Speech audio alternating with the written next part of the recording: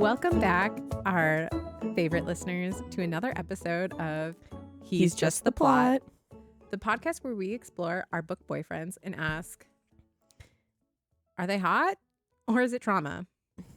It's trauma most of the time. Most of the time, it's trauma. But they're hot too. They're yeah. Mm-hmm. Someone did comment on our Instagram, why not both?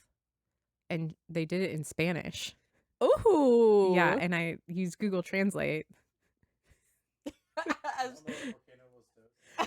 not going to say porque no los dos because I wasn't certain that I would say it correctly. All right? Because sometimes when I try and speak in a different language with every good intention, I still get made fun of. Alyssa, I would never do that. you literally do that to my face all the time. I'm such a nice person. I would never do that. I encourage you to practice. So you can make fun of... Stop. I'm going to throw this book at you. Anyway. You already did it once. Why not both?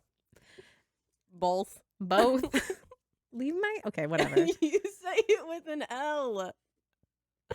Well, you say ranch water. Anywho. Whatever.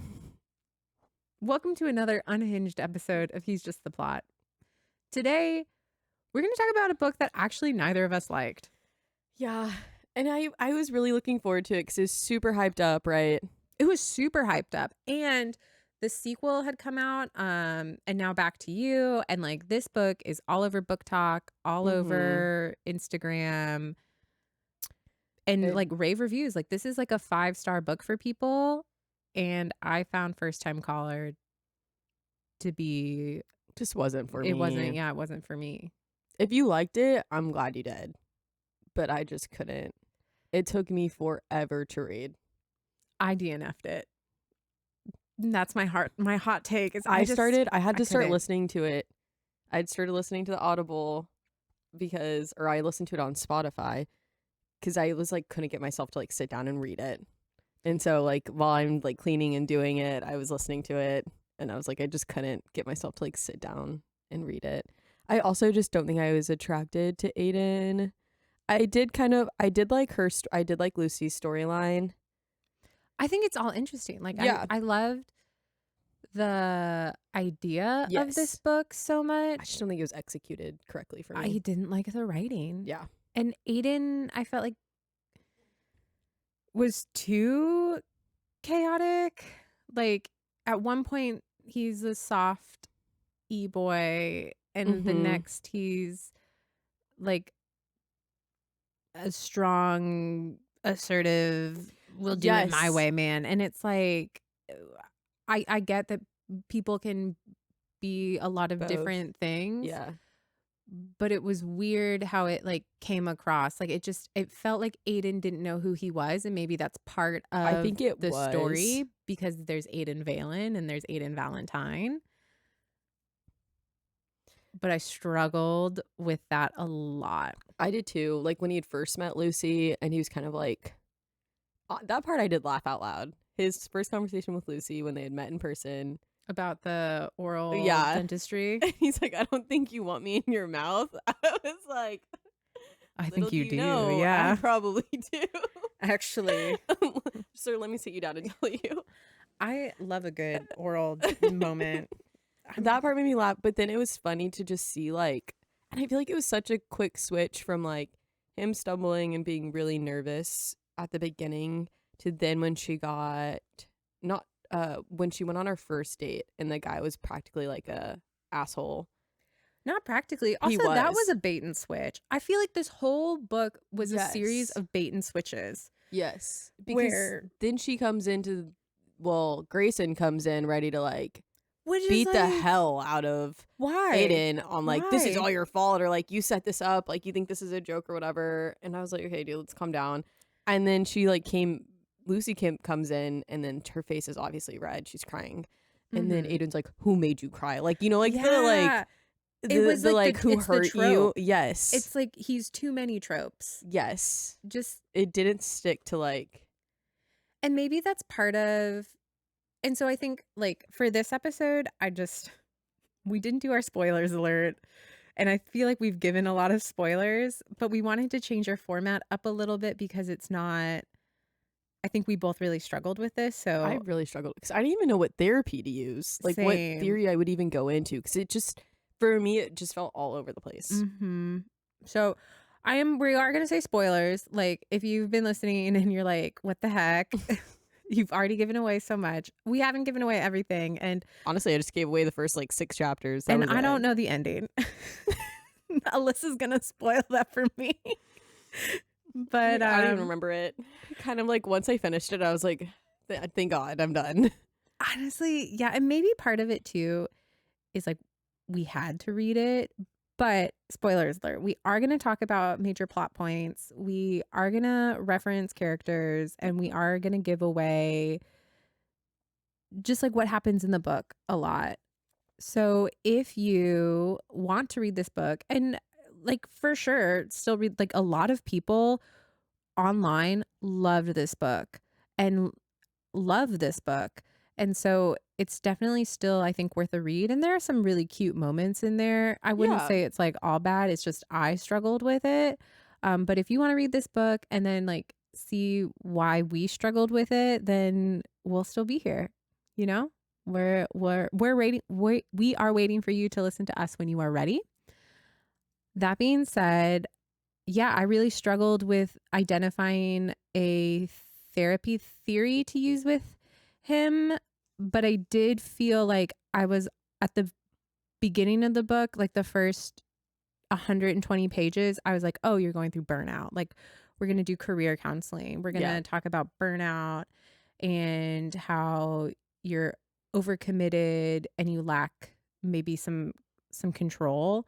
And so it's leading to this idea of like not being good enough, of exhaustion, of tiredness and all of that. But then halfway through the book, I was like, I low key think this guy's depressed. Yeah, I thought that too. And so but I couldn't think of like how to approach him. Yeah, for me, again, it just felt all over the place. And so I felt all over the place when I was reading it. And I think that could be a good conversation to have as therapists, like when your client comes in and they're kind of chaotic in their approach and in what they're telling you and a little all over the place. And I know, so I have my LPCA and I'm seeing clients. I'm supervised by Dr. Stephanie Majors. And I was talking about this in supervision. I had a client who came in and just was like too chaotic and too much. And it felt very overwhelming for me. And it made it harder for me to understand the root of the issue. And so I think that's something too worth exploring as counselors. Like, dang, like it must like, and it must be like so hard. Like if I, as the trained professional, am like overwhelmed by your energy, like you as the person must be like, wow, like I can't even imagine. But then, so then if you take that approach, right, then I'm doing maybe unconditional positive regard, person centered, like, whoa, lots of empathy here. But then I think Aiden would really benefit from some cognitive behavioral therapy because I think there's some behavioral trainings that could be really helpful for him. But obviously he's also been in therapy because it's referenced that a therapist basically found him difficult. Yeah. And the therapist was Alyssa. I would never say one of my clients was difficult. Yeah, absolutely. Absolutely.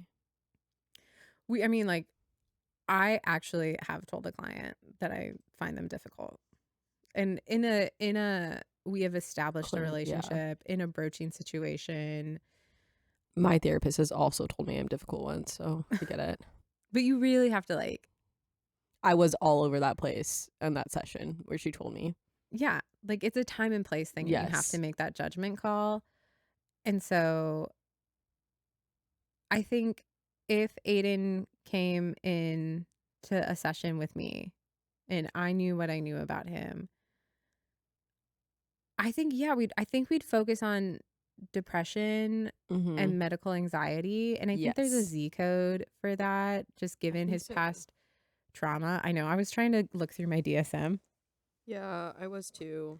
Alyssa's so like high tech. She has an iPad, and I'm like, and let me pull out this large, thick textbook and go to my. That was a loud. DSM is it's a $75 book, okay, and I got a download for it free, okay. I think I have that somewhere, but I like the book. But I have the DSM 5 TR, which also for our listeners, the DSM is a diagnostic manual that American-based counselors and psychologists and therapists use when trying to make a diagnosis. And counselors don't have to diagnose unless, of course, we're taking insurance, and then we do need to have a diagnosis. And a diagnosis isn't necessarily even for the client. It's really to help us better understand how to approach this client. And that's why I think Alyssa and I, for this one, have been like, ooh, we really need to figure out the diagnosis, or like what we would diagnose this client with, so that we could better approach the client, because I think we were both really struggling with how would we even approach Aiden Valen versus Aiden Valentine, because Aiden Valentine is burnt out. Aiden Valentine is Aiden's radio persona, and Aiden Valen, his real name, they're almost like two different people and two different diagnoses. Yes. And that being said, we might have to move this to the beginning. We should give a synopsis of this book. Wow, we kept the same format, but we really wanted to walk you through how we like make these diagnoses. Like, this is pretty much what we do before we record. Yeah. Is we sit here and we talk about it, and then we're like, oh yeah, that's a good point. But I think we were both so thrown by like not liking this book. Yeah, I literally finished it this morning. I was trying, and like, my thing is, the first 100 pages, I kept hoping I would get sucked in. And then the second 100 pages, I was getting a little more like invested and sucked in. But then the following 50 pages, I was like, I just feel like I know where this is going. And I'm not impressed with the writing. It's too flowery. I don't like how Aiden honestly talks about Lucy in some regards. And I don't like his possessiveness over her and his inability to communicate, because I feel like that's also a disservice to Lucy. And I think everything in this book, and this is really what drove me and why I don't think I was sucked in the first 100 pages, is too coincidental. Like, oh, she just so happens to know exactly where I hide my coffee every single time. Oh, she just so happens to love the exact same cookies that I love. And it's just like, we get it. They're looking for magic. But I don't know. I sound jaded. No. It doesn't feel realistic. Yeah. To me, and I am in the dating world right now, right? I'm happily not. I am so happily not. As a realistic person when it comes to dating, I'm just like, which is sometimes what I want to feel when I'm reading like rom-coms, is like, I know that this isn't realistic, and I love that sometimes, but for me this just didn't do it for me. But I love that about romance too, and I can totally resonate with Lucy and like what she's looking for, because when I was in the dating world, like, I was the romantic who went on all the, I know you are not, but I was Lucy. Like, I was the romantic, but I was also hyper independent, and it's really hard to balance those. And so you get stuck where she's stuck. I do get the hyper independent thing. Sorry, I was just looking at what you had tabbed. Oh yeah. There's some good parts. I tabbed some good things. Some of the parts that you tabbed, I put notes on my phone about it, which I realized was a really stupid idea, because I can't look at my phone. But we use all the technology to help us make this podcast. We're a low budget operation. But I could understand her on the independence aspect. Maybe I don't think I've ever been like a hopeless romantic. And like That's fair. looking, I feel like I can be very realistic when it comes to dating. Or like, I think you're a realistic person. yeah. I think And even in your so, last relationship, you were like, okay, but realistically, like, I'm gonna move. I'm gonna take care of the yeah. house. Like, these are my roles and responsibilities. Yes. And it I was think never like, I was even realistic about like the outcome of our relationship because when I'd started internship, I told my ex like word for word, I was like, this next 2 semesters are either gonna make or break our relationship, and I know that. mm-hmm. And like I already come to terms with You pre-grieved. I really did. And so, but that's why I think for me when like romance books kind of really main topic of it is like the magic that comes along and like the fate aspect that comes along with romance is really hard for me to relate to. And so I think I have a really hard time with books where it kind of revolves around that. For me at least. Does that Mm, make sense?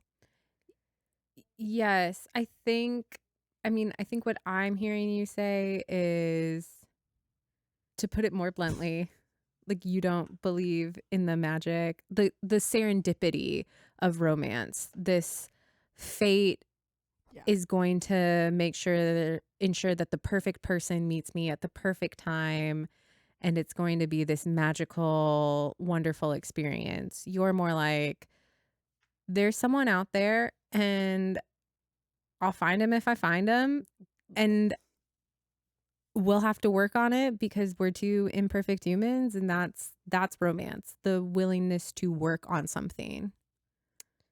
Okay, therapist, that was good. That's exactly what I was trying to convey. Because I feel like that is me to a T. Yeah. Yeah, for sure. I'm like, oh, if I find them, I find them. Which is why I'm like, when it comes to dating, like, I'm an open mind, right? Or at least I try to be. And I'll go on a date, but like, I'm not going to be exclusive with someone like right after the first date. Like, Yeah. I feel like I'm at an age where like I can be picky. Like I get to be picky because if like this next person I end up with, hopefully is the person that I end up marrying, and Mhm. like in that sense, I'm gonna be picky. I'm not gonna date a loser. Again? He wasn't that bad. I'm your friend, so everyone's bad until they're approved by you. And then once they leave you, they're the worst. And that's on being friends. I don't get to be objective. That's true. And I'm not that guy's therapist, so. Period. And I'm not your therapist, but that's not the point. I think you should always be picky, right? Like no matter what stage of dating you're in, especially if it sounds like too though, like on the one hand, you're dating with the ultimate goal of marriage. So you are dating with the intentions of a future serious relationship. But on the other hand, you're just kind of open to playing the field to see what's going to Yeah, happen. And so I think that's also like a hard place to be in, because I think it really you're is. at a place where you're trying to protect your peace and your independence, and you've really come to a place now where you're thinking, I'm good. Like I'm actually good on Mm-hmm. my own, and if it happens, it happens, and if it doesn't, it doesn't. Yeah, And honestly, I love that space. Like that's the space I was in that's before I it. met Yeah, Drake. Like right before I met and Drake. like me and my roommate have talked about like moving out of state, like trying a new city, and like I just like a relationship's not gonna hold me back again, right? Amen. it, my future plans in my last relationship were kind of dictated by one person, and I refuse to ever go back into something like that. And so like the next move that I make for myself is because I want to make it and it's for me, no one else. And so like I think it's also like that contradiction of like, yeah, I want to date to marry, but then at the same time like I'm also super fine by myself. I think that's whoa, I just squeaked. I think that's a really good place to be at, Yeah. honestly. And I think I don't know. I have full faith you'll find a partner, not Yeah. necessarily like a boyfriend or a husband, which are all just titles that Yeah. you can give, but like a real partner. Like, dang, Drake and I do long distance. We've probably been long distance longer than more. Expected. Yeah. Well, honestly, I think we've been in long distance for the majority of our relationship now. Yeah. I mean, that's all mine ex relationship was, I mean, those 4 years of long distance. Yeah. And I think the point of it though is like, we're not going to hold each other back from our dreams and aspirations. But and especially while we're dating, but I think we agree that like once we're married, like we have worked towards building a life together that respects both of our dreams. And so then we can have conversations around like, okay, like what is it that we really want to be doing and where can we compromise? But like both parties have to compromise. I don't know. I feel like I'm not making like full No. Makes sense. But it's just different. I think when you realize you have a partner, not necessarily like a boyfriend, a husband, a girlfriend. Well, a just like I think other. There's differences between like someone who's a father and then someone who's like a dad, right? I mean, you can be biologically a father, doesn't mean that you're being a dad. I think it's the same thing in that situation. I'm just like, yeah, you can be a husband, doesn't mean that you're being a good one. Oof, that's real. That's real. Yeah, I do feel really lucky. Like I feel like I have a real partner, and that's why I'm happily not in the dating world. I'm so thankful. It's so much fun out here. But for those of you who are interested in the synopsis, we still have yet to do that. I know of this book, I will give you the parts that I know. So, first off, the dating world is hard, especially if you're a single mom and a mechanic. Period. And you're living in Baltimore and you haven't been on a date since you accidentally got pregnant by your baby daddy at a very young age. Thankfully, your baby daddy is the platonic love of your life, lives nearby, and is in a wonderful relationship married to his now husband. And you both have a wonderful co-parenting relationship, except your 12-year-old daughter thinks you're sad and maybe lonely. A little lonely. And so she calls Heartstrings Baltimore's version of Delilah, which I recognize now. Not a lot of people know what I'm referring to with that, but Delilah was this late night. I have no clue what you're talking about. Oh my gosh, Delilah's the best. I'm gonna table that, and we're gonna come back to Delilah. I know what the Jubilee show is. Delilah. It's that's how I hear Heartstrings all the time. She was like this DJ in like the early 2000s, and my mom and I would listen to her on long car rides home at night, and she would give like dating advice, and then literally like play Shania Twain and like Celine Dion. Never heard of this before. I think she was big in the Midwest. This is like no one down here has heard of Delilah, and I will reference her a lot. Never. Okay, well, anyways, okay, so your 12-year-old daughter basically calls in to a radio love show hosted by none other than sexy voiced Aiden Valentine. Basically spilling all of your secrets for all of Baltimore to hear. And you stumble in on this. And then now you're talking to Aiden Valentine. And next thing you know, you're on the show and he's trying to find you love. Sponsored by Mr. Tires.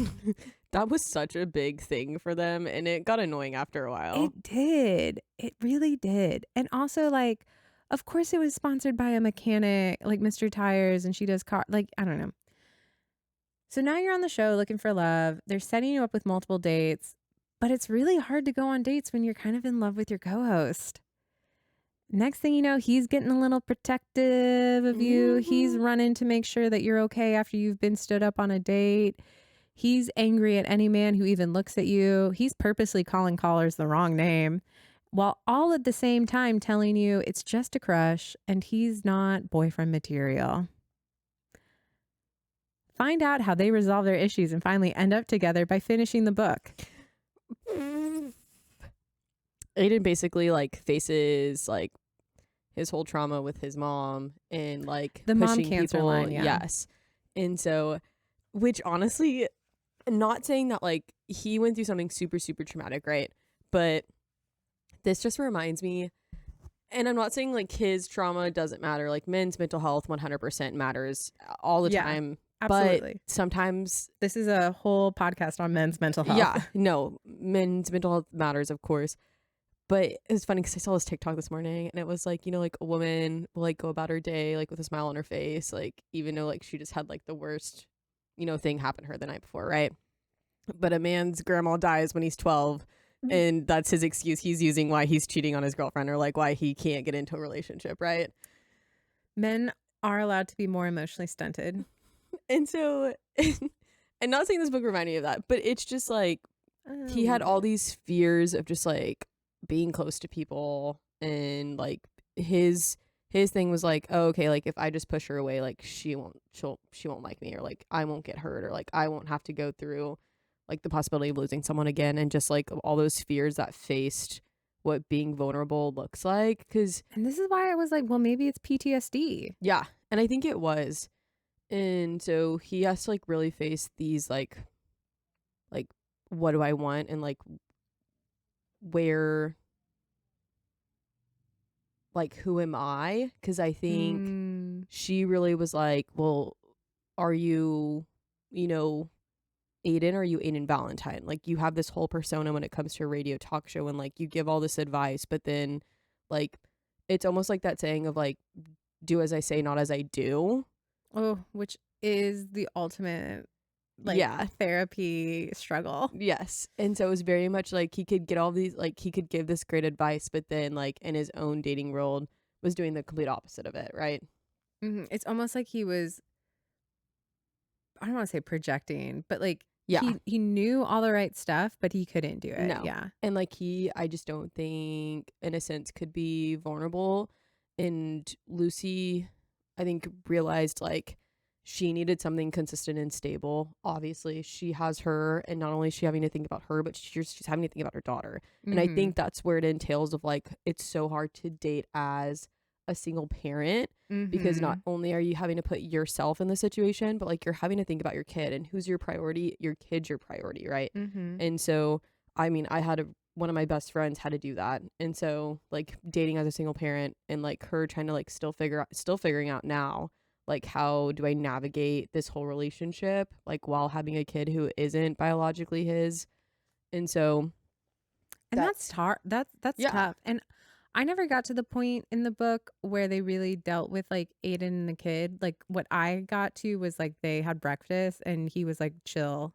I think they bond really well, and I think it freaks Aiden out, and then it freaks Lucy out of just like Aiden's constantly like, I'm just not boyfriend material, or like I don't date, whatever bullshit. I know, it just drove me up a wall. And like, then it's like her being like, okay, no, this is why I shut myself off. Like this is why like I keep a wall built up, because like I can't let someone be, or like I can't let my kid be dependent, or like I can't let my kid get attached to someone who isn't gonna like stay in their life, or like who isn't gonna be a constant.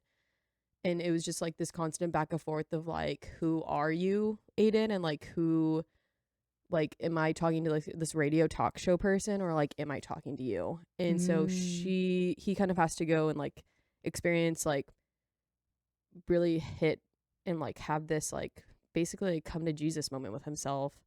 And then she kind of goes through the same thing in the sense of like, it's not, she puts up her guard up so much as like a control thing of like, if I do this I won't get hurt, or if like I do this. I was having this thought because I think we missed something in Love Hypothesis, in the Love Hypothesis episode, that I think would have been really good to talk about, but also something that I think is showing up here, especially as we're like sitting with the book more, the difference between boundaries and walls. Because it's like so many walls. So many walls. They're all just like hitting walls. Yeah. And I think that's something that she has to like, that she also comes to turn in. And so I think like in their third act breakup, like it's both. Oh, and I knew I was so I'm like, I was like almost at the point of the third act breakup. Because they basically like push each other away, right? Yeah. They're I was like it's just easier if like book. we don't. Yeah. And so I think there's like, in that sense, a lot of like that growth of like, you have to kind of face like, okay, they're not the problem. Like I'm like, they're like, I have something to fix within myself. Right. And And so I think they both kind of work on that. They come back together, obviously. I mean, and it they is a live a romance loving, happy, stable relationship. And I think that might be the part where, like, it just seems like there's so much for them to both individually work on. And maybe this is also why we were struggling. One, we're not reading this book completely for the love of the game. We're reading this book to analyze it, like, from a therapeutic perspective. And so it was so much, like, I don't even know where to start as a therapist sometimes. And it was both of them. Oh, it was, yeah, it's both. Like, they both have a lot going on. And so it's so unbelievable to me that then after the third act breakup, oh, now we have this happy, stable relationship. Because, and I haven't read, and now back to you, I'm just assuming they're going to be referenced in that book as like happy and stable. For sure. I mean, like I feel like when you go through books where they're interconnected like this, that's how it is, right? So anyways, I don't know. I had a hard time with it. I just think they both have a lot to work on, and I just don't think they work on it. For me, they just don't work on it enough. And I know everyone's therapy and like everyone's timeline for like self-growth looks different. But this is very fast self-growth after being stuck in certain problems for decades. Yeah. And like his whole cancer situation that he had with his mom was just like a whole thing in itself. And I just don't think there was, I think there's a lot to grow from it. And timelines always get me in books, right? Again, most of the time they're unrealistic. There's so many books where it is realistic though, like Abby Jimenez, love her books. Yeah, I was thinking even Emily Henry. Yeah. Like there's an element of like it is a romance book and it has a happy ending, but there's realism to it and to her characters. And so I kept coming back to like, I love a book that makes me be like, oh, wish it could be me. Like, oh, some people just have it all figured out. Oh, what a cute couple and happy ending. But not when it's so obvious that it seems fake. Yeah. And I think the ending was just kind of like he believed in that magic again when it came to love, and like he believed in the fate aspect of things, like he was meant to meet her and all that. And I was just like, whatever, okay. This man puts a lot of emphasis on fate. And I don't know, that's why when I was first like thinking about this book, I was like, this is classic burnout. This is a work problem. But then we threw in like the mom, the cancer, but medical then treatments. All of that can go back to like burnout isn't just like your work. It's everything. It's your environment. It's your lifestyle. It's literally just being overcommitted and not having any like sense of control. And those are all of his things. Like he buried himself in his work because he didn't have a sense of control in his home life. And you could see how he talked about the second diagnosis and this is where I was like, maybe it's depression. His grades were slipping in college. He was getting into disagreements with people. He was being cantankerous. And so I was like, oh, maybe this is more serious. But depression is an aspect of burnout. Yeah. And so I think having that shift and like refinding kind of your passion for what it is that you're doing and like shifting to a new, because like Lucy is almost a new project because he incorporated her not just into his personal life, but into his work and professional life, that it kind of reignited that spark. Yeah. But then what happens like after the fact? What happens when they hit a rough patch? What happens when they can't communicate? Like, how does he kind of get out of that funk? And based on what you're telling me too, it sounds like he never really discovers who Aiden Valen is again. He just goes back to that persona of Aiden Valentine, who he's always wanted to be, as opposed to the person who has to deal with. And that's basically like why they break up too, though, is that he like couldn't be like his authentic self. I feel like that was a huge theme, was just like she wanted that authenticity and he would get it, like I think throughout the book, the more they talked, and I think as the show turned more into like a conversation between the two of them and the audience and the show kind of being like a third party in that situation, like he started bringing out more of like who he is and his authentic self, but like it wasn't enough. Yeah. And like he still wasn't giving like who he is outside of this persona. And I think again it goes to like, yeah, he sounds emotionally intelligent when he's on the like talk show, but like, are you emotionally intelligent if you're not applying those things into your personal life? And so it's like, yeah, I can sit here and talk about, you know, love all day long, and like I feel like there's a really big emphasis too on he would get so frustrated because like he was so used to fixing other people's problems in this talk show, right? And that like he would get frustrated that he couldn't fix the problems that Lucy was experiencing. Like he couldn't fix them. I'm like, yeah, I don't know. This is getting frustrated with her client. She's like, you can't fix problems. You can't fix people. Number one, which is so hard, especially if you go into the helping profession. Yeah. Like it's not about fixing people. It's about helping people accept and adjust. Right? Like I'm here to support your growth, and you have to decide what that growth looks like and what that is for you. But I don't know, it's tough. And I've been having these conversations a lot too, because sometimes I think a lot of times people confuse like self-reflection with self-obsession. And I see that with both of them. Yeah. Where it's like, am I really reflecting and wanting to change, or am I ruminating and like feeling woe is me, like the world is against me? I think it goes back to like also that like difference between like building walls and then like setting boundaries, because I also just think like people take therapy to the extreme of like, oh, I need to protect my peace, therefore like I'm not going to go out for your birthday. That's not protecting your peace. You know, like there's, you know, if my friend was like, hey, like I'm having this dinner, like I want to go out to the bars afterwards, like I just want to have a good day for my birthday, and like I'm not feeling it that week, but at the end of the day, like that's my friend and that's what she wants to do for her birthday, I'm like, yeah, let's go. Like I'm gonna power through it. Yeah. And it's not like this is my problem with, anyways. That felt like a personal story. No, it's not. Okay. I just feel like people take boundaries to the extreme of just like I think there's a difference between that and then building walls. Yeah. I've been there. Like there's boundaries and there's barriers. And I don't know, like I've really been thinking about the differences between them, because also like as a therapist, right, we talk about boundaries all day long. As a person, I am terrible at setting and enforcing my boundaries. Like I can set a boundary, but enforcing a boundary is very hard. And that's something like I really struggle with in my work life, where I will like preemptively be like, I am at capacity. Please do not ask me to do anything more, because I will say yes. And I can't take it on. Yeah.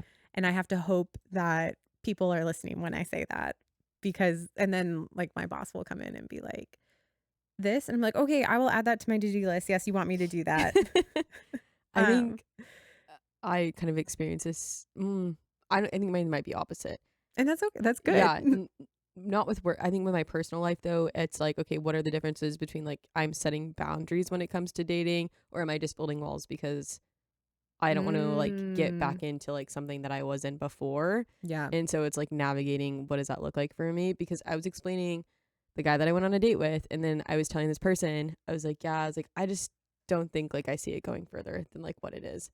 And they were like, well, like why? And so I was giving them my whys, and they were just like, I think you're self-sabotaging. And I had to sit back and I was like, wait, what? Am I? And so then I got really annoyed with that, because I was like, I don't was think this I your am. therapist? No. Okay. That's what I'm about to bring up. And then on last Friday, I told my therapist, I was like, okay, let me tell you what's happened in this past like month, because I go monthly now. Wait, so also, therapy. was it me? Did I say that to No, you? no, no, Okay, no, no, okay. no. Sometimes I have to check in and be like, No. what a mean thing. It must have been me. No, it wasn't you. Okay. I It's literally okay, you told don't this need- person, yeah. I was like, I don't think you know what the word self-sabotage means, but whatever. They told me I was self-sabotaging. I was like, Period. I had to like sit back and I was like, okay, am I like, is this me building walls or is this me just being like, no, the things that you're giving me is not something I'm looking for. Yeah. And so like I literally sat down with my therapist and I was like, look, here's what happened. I was like, here's the guy I went on a date with. Here's kind of like the small little comments he's made to me. Like, here's some of the stuff that he said. And I was like, I was explaining this to someone else and they told me that I was self-sabotaging. And she was like, well, she starts going through it. She was like, do you want someone like, she was like, them not introducing themselves to your friends. Like, how did that make you feel? And I was like, that's not, no. Yeah. And then, so we kind of like started going through the line and she was like, those are things that don't align with you, right? And I was like, no. She was like, so is that self-sabotaging? I was like, no, that's me being like, this is what I don't want in a relationship. This is what I don't like about you. Therefore, like, I don't see this going further. Yeah. But I think it's where like, I don't think I'd realized if I knew like not the difference. I know the difference, but I don't think for me personally, I was like, am I building walls or am I setting my boundaries? And so like really sitting down with that. But like, so similar situation. But like sitting down and reflecting instead of like obsessing or like ruminating on something. Yeah. Because yeah, I just think like we can cognitively understand things, but sometimes we don't know things. And wow, I feel like this whole episode is me being like, and it's like this, but it's like this. You're like, it's like here, but like also like, and I am like trying to get here.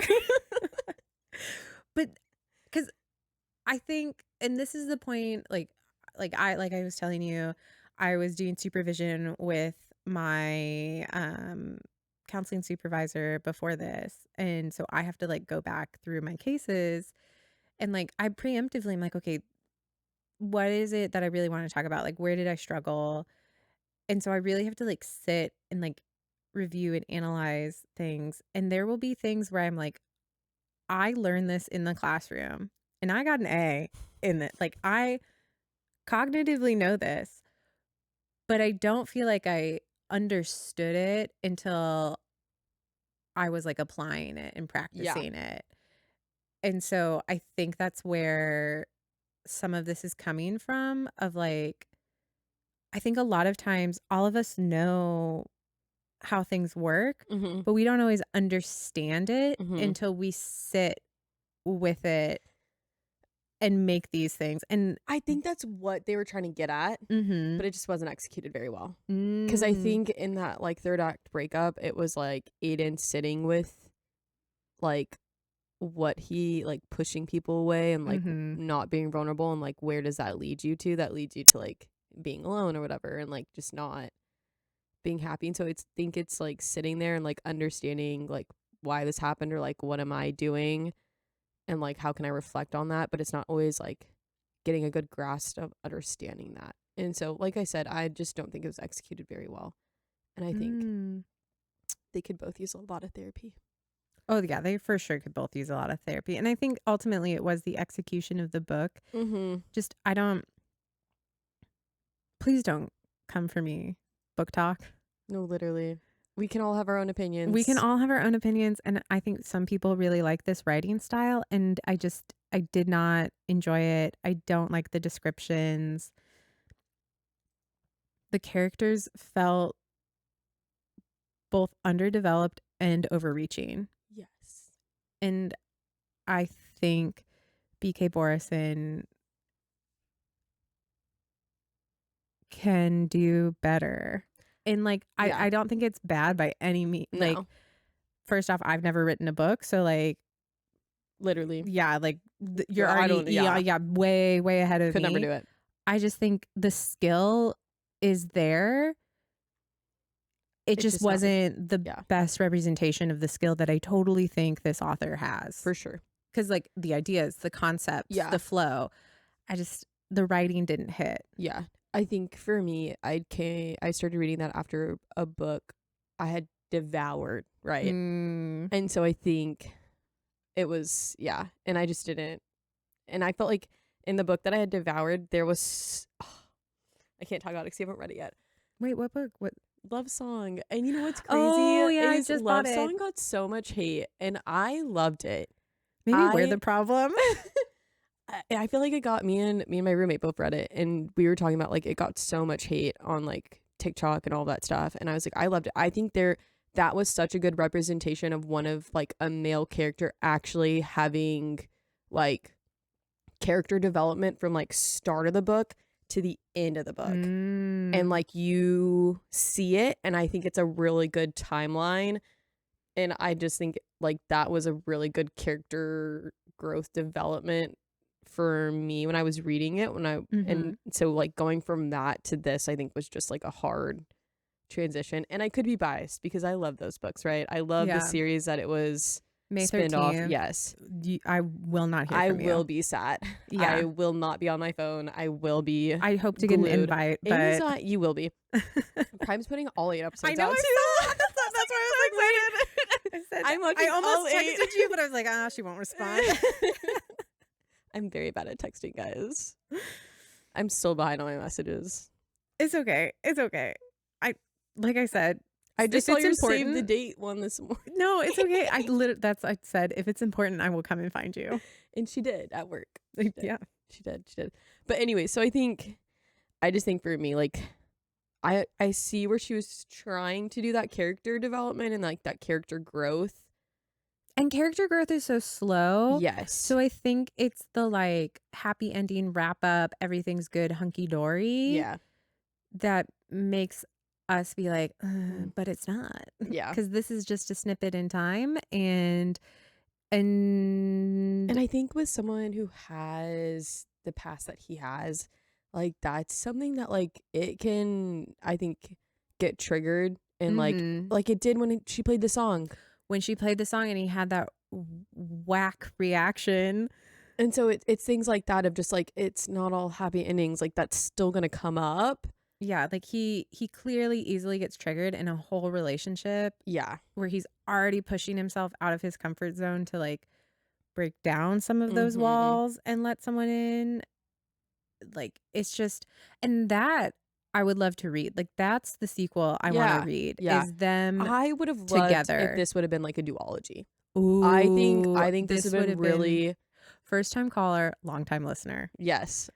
Oh, that was good. I know. And then I think that would have been 2 years later. Yes. The struggles in their relationship. I also think like this could have ended on the third act breakup, and then like the second book really being like that growth and like that character development, and then have your happy ending at the end of the book too. The third act breakup, and then the second book, longtime listener, being a second chance romance. Yeah. Yes. But like a year, like they could have done And Now Back to You in between. Yes. And that like, and I still haven't read it, but I've heard good things, and I do love enemies to dislike to lovers. But then like at least a year has passed, and like there's been some growth on both ends. Yeah, I think I would have enjoyed it had it been a duology. Also, I love a duology. Can we get more duologies? I love a duology, dude. Duologies. A duology will have my heart. Hits. A duology and a trilogy. I'm over these like these 6 book series, 700 You know pages. what though? I'm still sat and reading it, but that's not the point. You know, when ACOTAR comes out, I'm eating all 1,000 pages. But Fourth Wing should have been a trilogy. And that's on me. But also I don't mind if it's like a series of duologies. Like yes, I like when I love the serpent and the wings and the serpent of the night. Series. I love that series. I have no idea what the titles are. I only know the first 2 because those are the only 2 I read. I have read all of them. I haven't yet. I need to do. But yes, duologies like that, and then they all intertwine. Yeah, I'm totally fine with that. I love an intertwining world. Me too. I love it. But I don't. I just want. Yeah, like I said, I think I would have enjoyed it a little bit more had it been a duology. Again, never written a book. Never will write a book. Yeah, like honestly, really credit to writing, and it never felt I'm not gonna say that. I was gonna say it never felt AI generated, but there was one phrase in there where I was like, AI could have written this.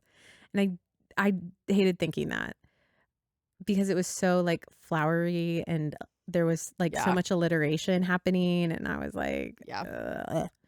But I will never write a book. I don't have that skill, that capacity. I can't think of a long-term story arc like that. No. I'm here to critique these men and hopefully give us some resources that we could use if we're stuck. So really, like, if you feel like you're kind of stuck in that chaotic burnout, where do I even start place? I think one, find a friend and talk it through, because I do feel a lot better about this book now that we've talked about it and just kind of like Yeah. where I would start. I think they have really good friendships within the book. Like them individually. Like I really like Grayson's her baby daddy. Oh, Jackson. I like Jackson because I think he kind of calls Aiden out on his bullshit. Yeah, Jackson was a good friend. I was like, if you're referring to Grayson, I think that was an iffy friendship. No. I was referring to Aiden I think Jackson calls him out on his bullshit. Yeah, you want to talk about it. Yeah. You're being grumpy. Yeah. And sometimes you need a friend like that who's just going to be like, look, dude, like, I don't want to be rude, but like, and I mean this in all respect, you're being a bitch right now, and I think we need to talk this out. Like, what the fuck's going on? Honestly, yeah, I feel like friends sometimes don't do that tiptoe these around days. it too much. And I am the queen of tiptoeing around an issue. I feel like you don't do that with me. I don't. You have tendencies to do that with other people. I have tendencies to do that with other people. I think you really, like, friendship is so hard to come by these days because you really have to build that level of trust where you can just be like, girl, what the heck? Yeah. And know that that's not going to ruin your relationship. Literally. Because that trust is so important and like I just feel like so hard to come by these days. Yeah. And so I like really respect when my friends are like, and like my best friend, she's kicked me out of her house before because she was like, I asked you to do this thing, you didn't do it.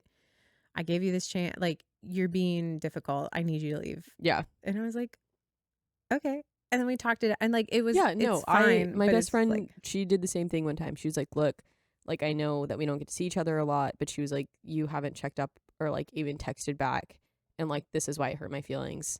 You know, the one thing I would like is like a text here and there. Or, like if you can't text me, call me when you're free, and like if I answer, I answer. If I don't, I don't. But like at least we're keeping that communication line open. I was like, you know what? Yeah, you're right. I'm being a horrible friend. And honestly, to be able to feel like you can express those needs. Yes. Like that's huge. And I mean, like, I don't even feel that all the time in my friendships. And I have a lot of really great friends. Like this isn't to like poo poo on my friends. No. But like, that's such a special bond to have. And so, yeah, I think Jackson and Aiden really have that. I do too. I don't actually know as much about Grayson and Lucy. I think Grayson is very wrapped up in Grayson. Yeah. Yeah. I think I saw where she was trying to get on that like platonic soulmate friendship that they had going on. But Grayson felt like a stereotype. Yes. And I really didn't like that. And I just think, and like, yes, I'm protective of my friends and like vice versa, right? But like not. I did drunkenly tell your date, like, if you hurt my friend, I'ma hurt you. I like how you put the accent behind that too. Well, I feel like when I drink, I do get a Southern accent. Like you'll know I'm drunk because I'll be like this. Let's have another one, and it's bad and embarrassing. You want to know why? It's because you make fun of my Southern accent that comes out when we're talking. No, it's an Oklahoman accent that comes out. It is because it's different from like a Southern. It's higher. Yeah, and clipped. It is clipped. Mm-hmm. It's because I learned to drink in Oklahoma. It's my state. It is. I'm from Nebraska, but I went to college in Oklahoma. I don't want to like claim. I love Oklahoma City. I don't want to claim Oklahoma right now because they're going through a lot, and not a lot of good things. And now you live in Texas. No. South Texas to be excuse me. exact. I love Texas, so I can't wait to move to Chicago. I just check in on Mom Dami in New York every now and then and think, I wish it could be me. anyways. So I think there's a lot of good things to unpack in this book. And if you're reading it for pleasure and you're not like trying to psychoanalyze everyone It's in the probably book, good. it's probably good. It's probably really good. But because we're like, this is too much and I don't even know where to start. Yeah. It's a lot. So I think as a listener, right, like when you are feeling like this is too much and I don't even know where to start, some techniques that I would use. 1, find your friend. Talk it out with the friend and make sure it's the friend who calls you out on bullshit. And isn't afraid and probably even start the conversation with, look, I'm not going to be mad at you. I need you to be really honest with me and call me out on what you think is really happening. Like, I want that honesty, because then that also gives permission to your friends to really give you like, here's what I'm hearing you say. I also think you have to be in a headspace to accept what they're saying too. That's true. I've been in that position where I was in a relationship, right? And a lot of shit was going on in that relationship.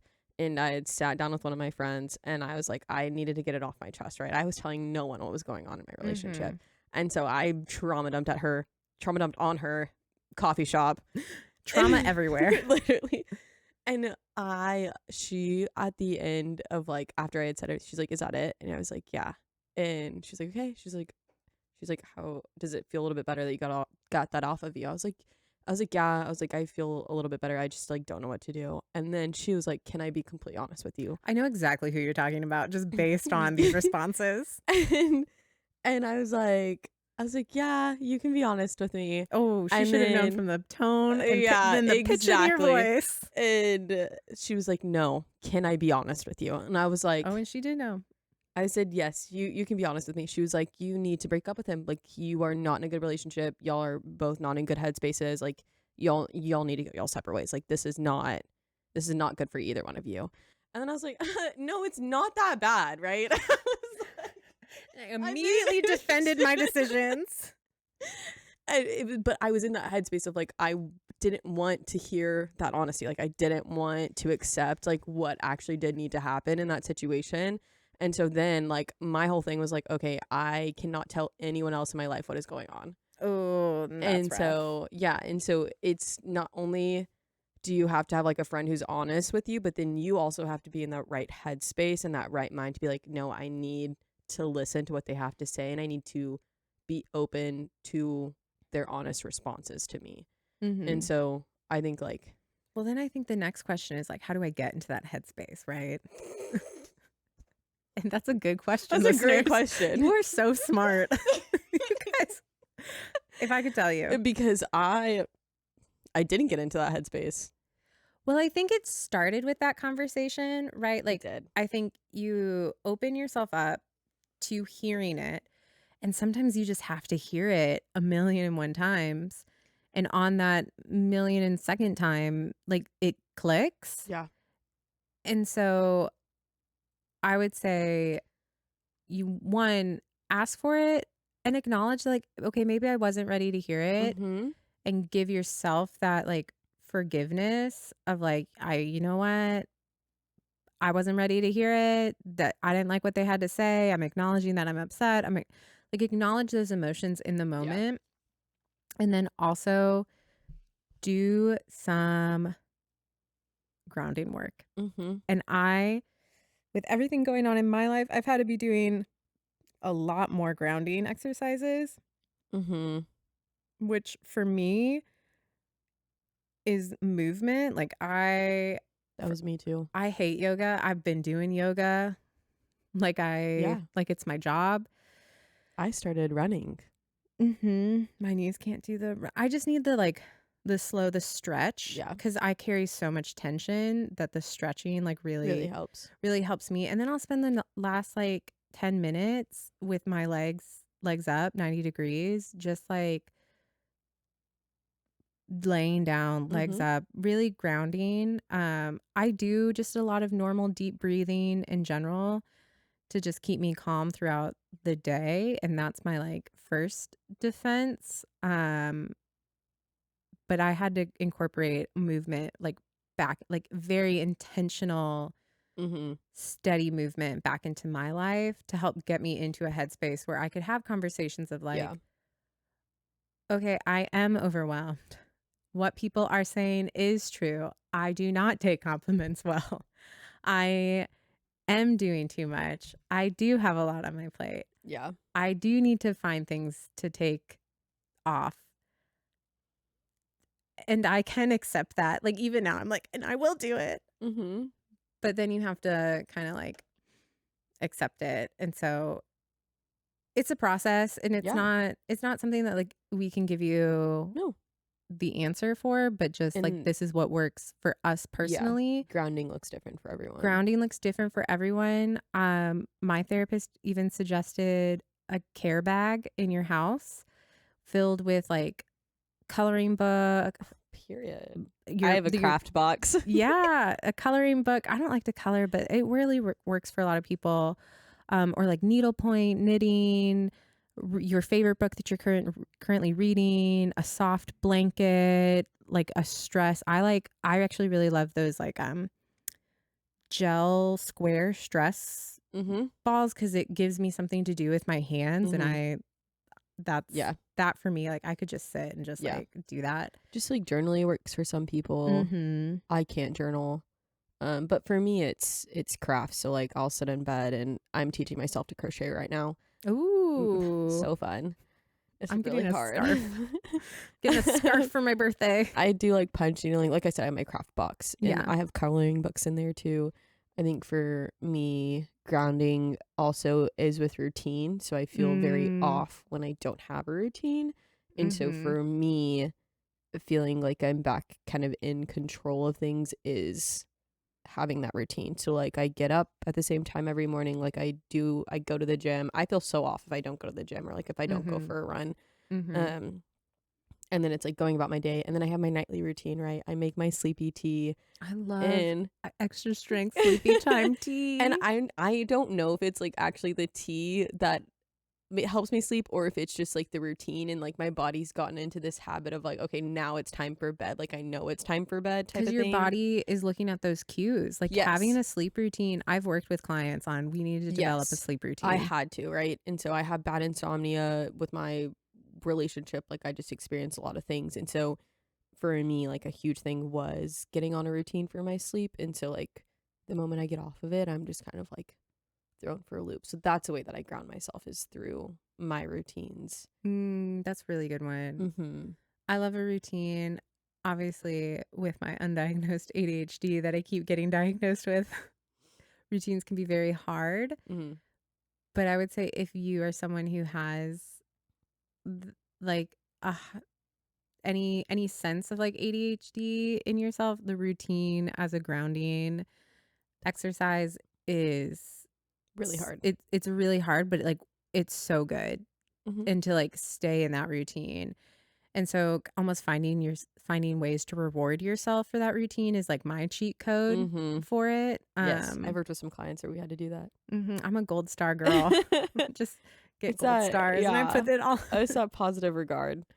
It's yeah. I feel like I was that way when I had first started. I don't have ADHD, but I don't have a diagnosis. mm, I just mm. keep having my therapy friends and my therapist friends being like, Are you sure?" And I'm like, "Yeah, I'm sure. Don't talk to me." No, I don't have ADHD, but it's hard to have. I think when you have ADHD, it's hard to find grounding techniques that work for you. Mhm. Um, So I just wanted to shout that out because I feel like so many people, even if you don't have that diagnosis, feel like you have those tendencies.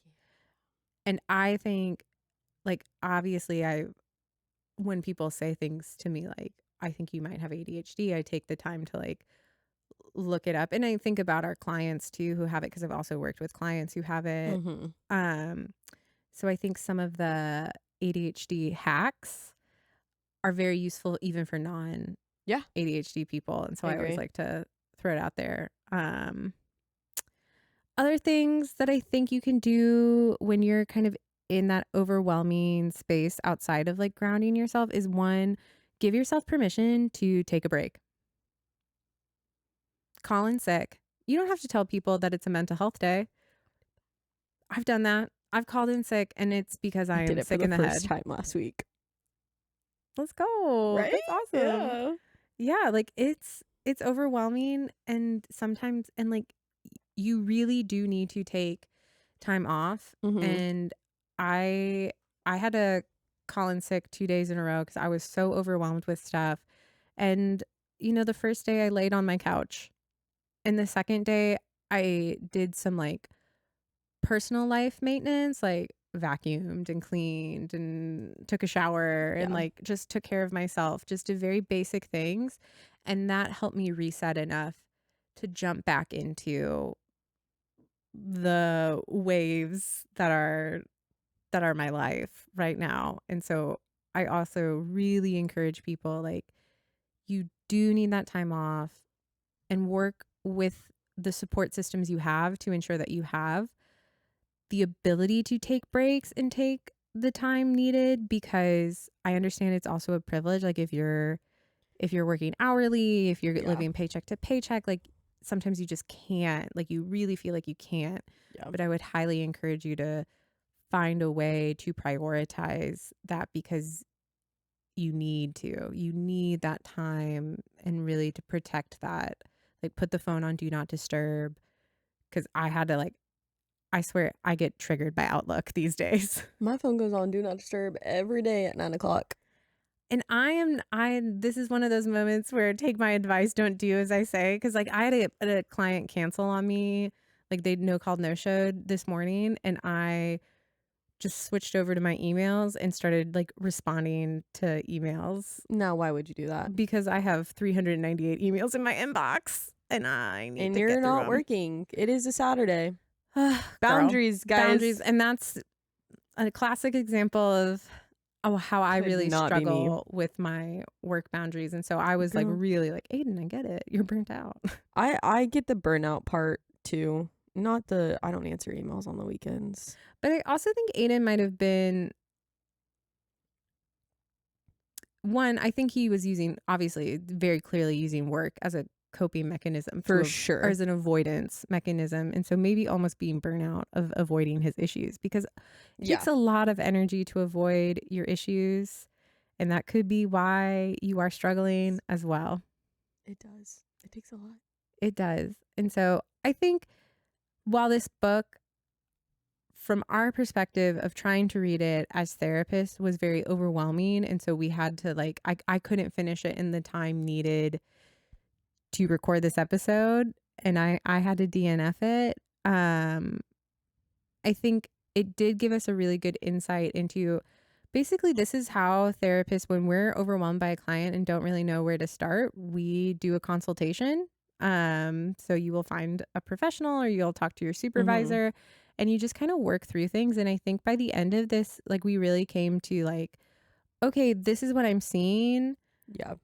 And we both practice acceptance and commitment therapy, which we've talked about before on this podcast. And so we would apply like the diagnoses we're looking at and what we think would really help with the client, and put it through this lens of acceptance and commitment therapy, and go back into our session with a game plan and more of an idea of what it is that we're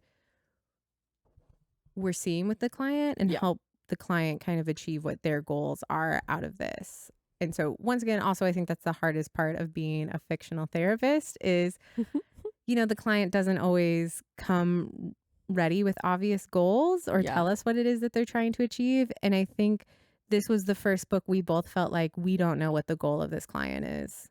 This client's not, none of these clients, these people are not coming to therapy. And that's why we knew right off the bat, these two are not coming into our office. No, I don't think I'm the therapist for them. I don't know if Lucy might eventually be convinced into it if her daughter tells her she has to go. But yeah, they're not. No. These are resistant clients. Yeah. But I will say that brings us to our final segment.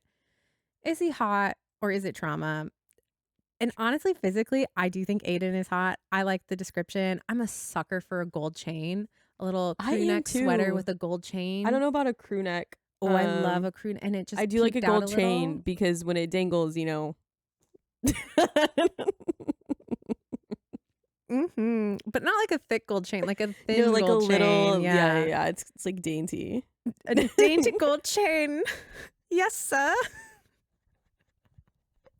Just gives you something to talk about. Just like hits the face sometimes, you know? Oh my God. I don't think you would know.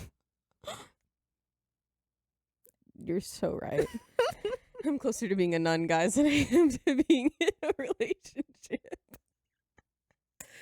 But that gold chain really does a lot for me. When she was like, and the gold chain was peeking out, I was like, I do like this man. Would I date him? No, I think he is trauma. I think it's trauma. I also didn't find him attractive. Like, it just wasn't it for me. He's my type. So, but I do like a gold. Yeah, I know. I do like a gold chain, though.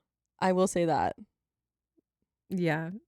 But so, I think we agree. He's trauma. Yeah. So this book gets a red flag for me. And I'm going to give it 2.5. 2.5 red flags. I think. I'll do the same. Yeah. I think the ideas are there. Yes. I think it's a really cute concept. I just think the execution wasn't. The slow burn wasn't doing it for me. It just wasn't doing it for me. The tension, all that, no, it just wasn't. It was too obvious. It's like I was hitting myself over the head with like, I know, like halfway you're both chapter 15, I was just like, okay, we all know you like each other. Like, just go out. Like, honestly, like after the bar scene, how are you two still like, well, I don't think he likes me. Literally, even when like he was right after her first date. And Grayson was like, oh, I like this guy. I was like, yeah, no shit, because he has a crush on her and he's being protective. Like, why else? Everyone could see it except them, the most avoidant people I've ever seen. That's why they're never going to therapy and we struggled with them. Yeah. Anyways.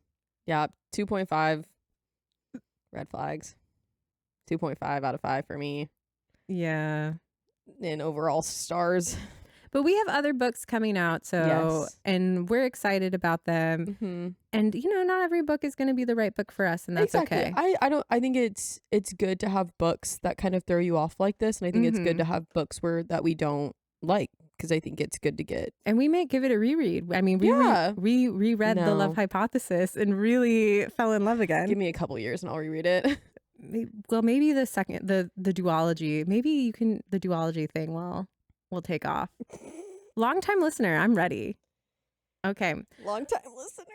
I do like the name of that, for that being a second. Okay, anyways. No, I'm with you. Yeah, that was pretty good. That was like that was I know, on the spot. That was maybe good. I should write this book. All right, guys. Stay reading.